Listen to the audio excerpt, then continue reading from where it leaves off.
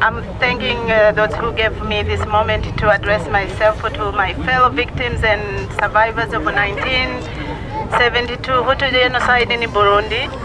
And I want to thank my fellow speakers who spoke before me. And I want to come back a little bit to the speech by Edith, who addressed a bit about the consequences we survivors and the victim has, and that we continue to have in a very long future if we don't do something about it. I'm going to talk about the life in a refugee. So after the genocide in Burundi in 1972, there are those who stayed, and there are many, many others. More than 500,000 were killed, but another 500,000 also fled in the neighboring countries like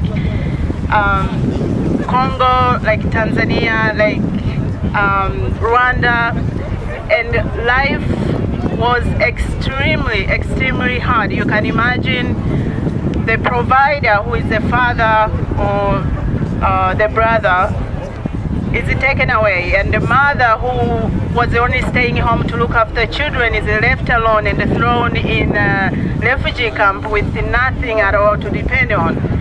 Life was very, very hard, plus all the diseases that they had to encounter. Myself, I lost a brother once we got in a refugee camp, on top of my father, my uncles, and our firstborn in the family. Life continued to be very difficult because those people in the refugee camp didn't get a chance to go to school, and that's another kind of genocide that continue to perpetrate into our lives.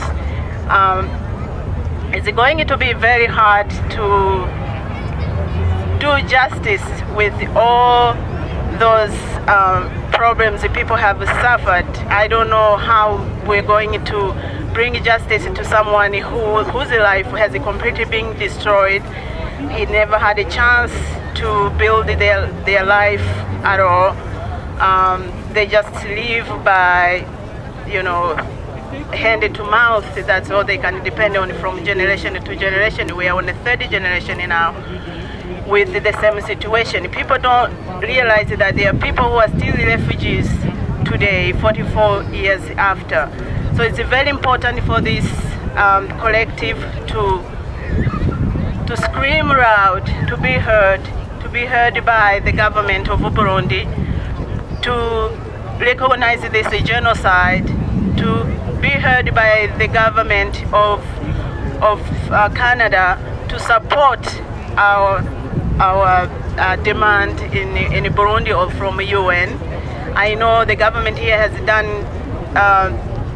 a lot of our people, because many of us have come through kind of sponsoring from refugee camps or from somewhere else.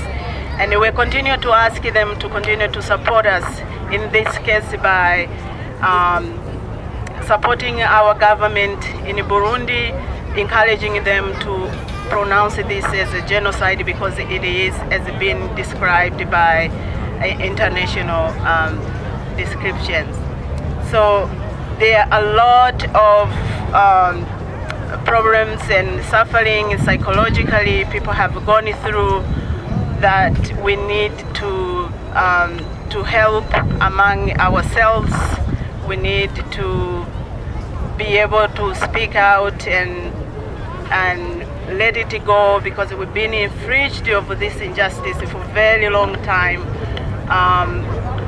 where if you lost your loved one and you're not allowed to cry or even to mention that you have lost somebody, you can imagine to kill that for 44 years. So is it time this has to end? And this is going to help every victim around the world, whenever they are, even when they are in a refugee camp, because the big problem for those who are refugees is to belong somewhere. They are not in Burundi. When they are in a foreign country, if they are not lucky enough to be in a country like Canada, a democratic country like this, they not even citizenship, so they people of no land. And for those of you who know who had a scholarship or sponsorship, some of us, we had our landing papers written as stateless.